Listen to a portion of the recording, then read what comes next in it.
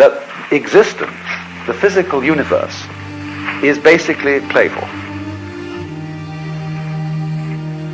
There is no necessity for it whatsoever. It isn't going anywhere. That is to say, it doesn't have some destination that it ought to arrive at. But that it is best understood by analogy with music. Because music, as an art form, is essentially playful. We say you play the piano. You don't work the piano. Why? Music differs from, say, travel. When you travel, you are trying to get somewhere.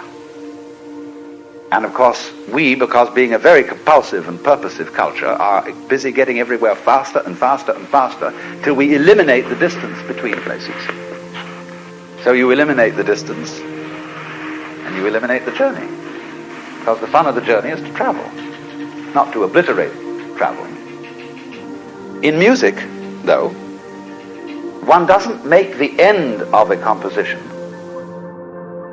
If that were so, the best conductors would be those who played fastest. And there would be composers who wrote only finales. People go to a concert just to hear one crashing chord, because that's the end. Same way in dancing.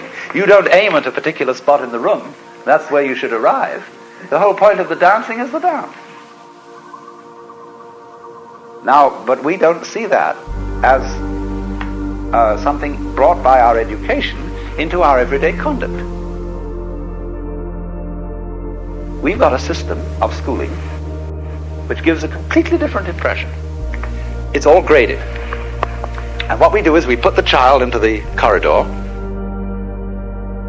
with a kind of, come on, kitty, kitty, kitty.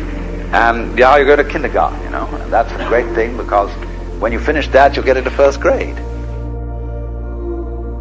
And then, come on, first grade leads to second grade, and so on. And then you get out of grade school, you've got high school, and it's revving up, the thing is coming. Then you're going to go to college, and by Jove, then you get into graduate school.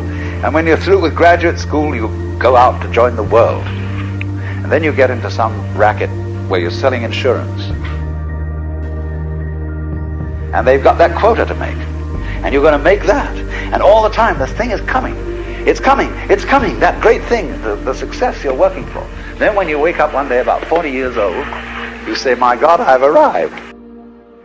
And you don't feel very different from what you always felt. And there's a slight letdown because you feel there's a hoax. And there was a hoax.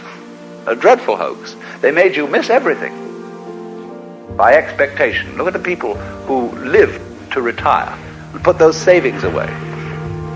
And then when they're 65, they don't have any energy left, they're more or less impotent, and they go and rot in an old people's, senior citizens community. Because we've simply cheated ourselves the whole way down the line.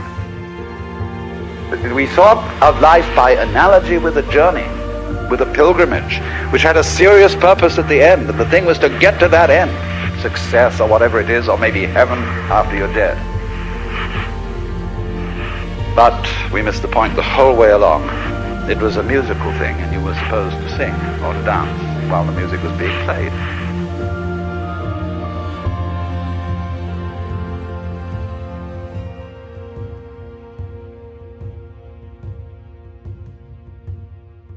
You taught me the courage of stars before you left.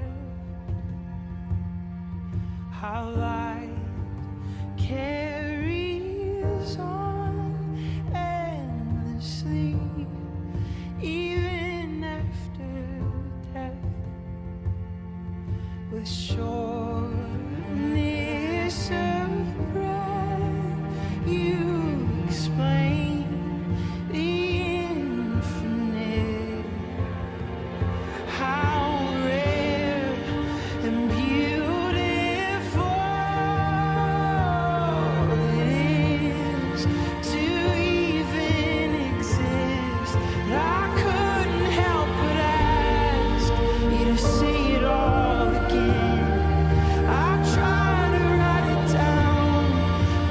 never